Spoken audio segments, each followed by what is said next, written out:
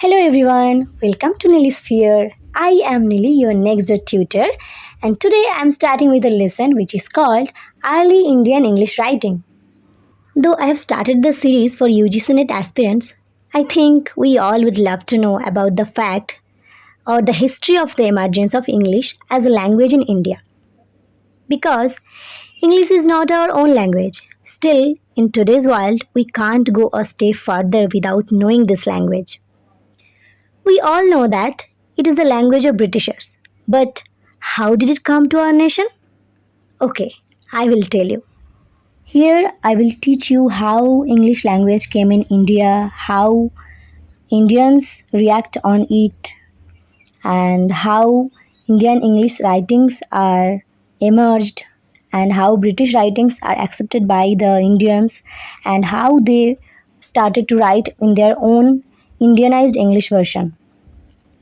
So, first I'm starting with a quote from Dr. Foster's written by Christopher Marlowe. This line very well explains the whole chapter. The line is I will have them fly to India for gold, ransack the ocean for Orient Pearl. This line is spoken by Dr. Foster's. This play was written almost in the same year as the East India Company launched its trading adventures in India. Marlowe's words are here symbolizes the Elizabethan spirit of adventure and of course their ambition for power.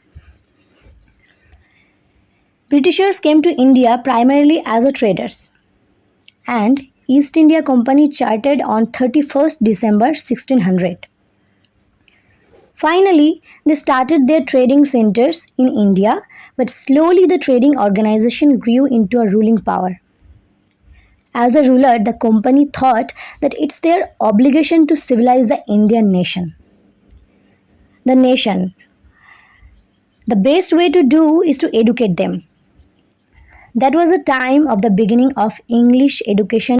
So, you are seeing here that they used to treat us as savage Indians. For them, we were like uneducated, uncultured native human beings. So, they made an excuse of educating us. You can really well think how diplomatic they are, right? The first phase of Indian English writing was started in 1600 and it goes beyond 1700. That was the era of 17th century. English language reached in India in 1600. When East India Company started trading in India, they saw that Indian people are savage. Therefore, they thought to educate the Indians. When this education started, there were two kinds of people. One was Anglicist and one was Orientalist. Who are Anglicist? Now, Anglicists are Britishers who supported English language and believed that we should educate Indians in English language. They believe that Indian languages and people are subordinate. They are not at all good.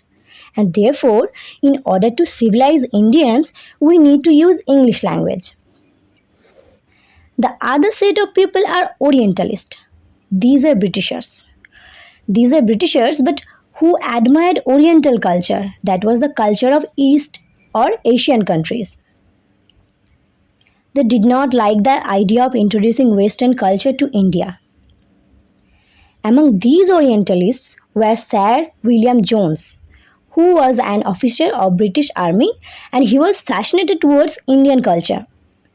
He established the Royal Asiatic Society of Bengal in 1784 in order to promote the Indian culture. Thomas Munro, another officer who was extremely impressed by the Indian culture. These people, that is the Oriental people, are known as Brahmanized Britons. They are known as Brahmanized Britons. When the English education was getting implemented in India, the debate was going on between Anglicist and Orientalist. So, here you have found two groups of people. One group was against Indians and the other was with us. These are like good Britishers, right? Who failed for native Indians.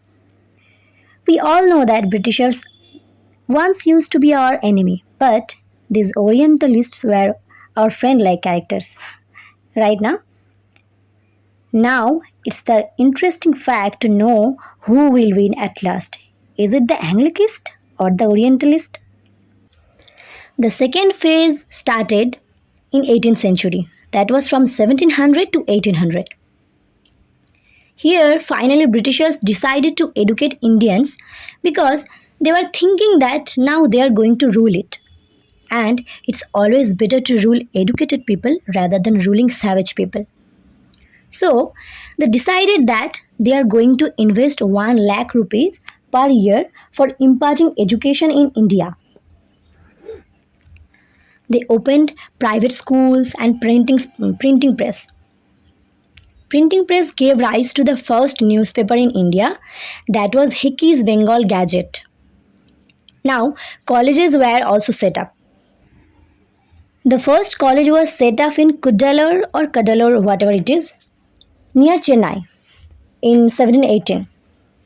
And second was set up in Mumbai in 1718. The third was set up in Kolkata in 1720. And the most important one, that was the Hindu College, which is today known as Presidency College, was set up in 1855 in Kolkata. The third phase of English writing in India was started with the missionaries. When the missionaries came to India during this time, people who from a religious association and they go to countries in order to convert the people of those country into their own religion, they are called missionaries. These missionaries spread the words of Christ and they wanted to convert Indians into Christians. These missionaries set up a lot of schools in early 1800. Now, this third phase spans from 1800 to 1850. Schools like St. Xavier schools were opened all across India. These schools can be taken as examples of missionaries because Christian missionaries are funding these schools. Thomas Babington Macaulay, who was a Victorian age writer, is known as father of English education. And he was there as a part of House of Commons in Britain. When he was there in Britain as an officer in the House of Commons, he said that to trade with civilized men is infinitely more profitable than to govern savages. He documented this speech and this is known as Minute on English Education, which is a famous historical fact. Minute on English Education. After this minute of English education, the process of teaching began in India in a full-fledged manner. Macaulay said that it's both necessary and possible to make the native of India good English scholars. Influenced by Macaulay, Lord William Bentinck, who served as the governor of English colonies, said that the great object of British government ought to be the promotion of European literature and science among the natives of India. The number of English educated people in India was rapidly increased. Finally, Orientalists lost the debate and Anglicists dominated the English culture in Indian nation. They promoted English education in India. After that comes the fourth phase, which spans from 1850 to 1900. 32,000 English books were sold in India as against 18,000 native Indian language books. You can imagine how Britishers succeeded in their aim to spread English language among Indian people. As Indians started reading and speaking English, they soon started writing also. And Indian writings in English were the manifestation of this new creative urge. We finally have the beginning of Indian writing in English, when people not only learned how to read and speak, but also learned how to write. One of the most prominent writers who began writing in English language was Raja Ram Mohan Roy. Then comes the fifth phase, which spans from 1900 to 1950. Nationalist movement was rising at the time. The nationalist movements were Quit India movement, Swadeshi movement, all these movements were starting. Because of these movements, a lot of anti-English sentiment came up. People started boycotting the foreign education, foreign goods. In the Swadeshi movement, Mahatma Gandhi said to burn all the foreign clothes and use khadi, which is our Indian production. But even in spite of that, nationalist movement itself used English as a medium. The taglines of nationalist movements like Quit India movement etc. are in English, which means that now people found English as a more appropriate means of gaining freedom. Mahatma Gandhi, Jawaharlal Nehru showed how English language could be used as a tool to bring freedom. As this Gandhian view blew across the country during the 1920s and 1947, we find that a lot of writers started writing in English. Mulk Raj Anand, R.K. Narayan, Raja Rao, all of them started writing English fiction because they wanted to impact the Gandhian movement with their writing. They took up some prominent themes such as struggle for freedom, East West encounter, communal problems, miserable conditions of untouchable, landless poor people, downtrodden sections of society, economically exploited farmers. This period was known as literary renaissance in India. Finally, India got independence and then Britishers were gone. But what is left with us is the English language. Finally comes the sixth phase, which is 1950s to 2000. This was a period when English literature was coming up in India, also despite the resentments from some sections. English remains at the heart of Indian society, and now English is used as a prominent language in mass media, higher education, government works, etc. Approximately 4% of Indian population use English, 35 million speakers. You can imagine how vast or how huge the number is. India becomes the largest English speaking country after USA and UK. This entire English education has become a part and parcel of our India. So now we can't imagine our life with English.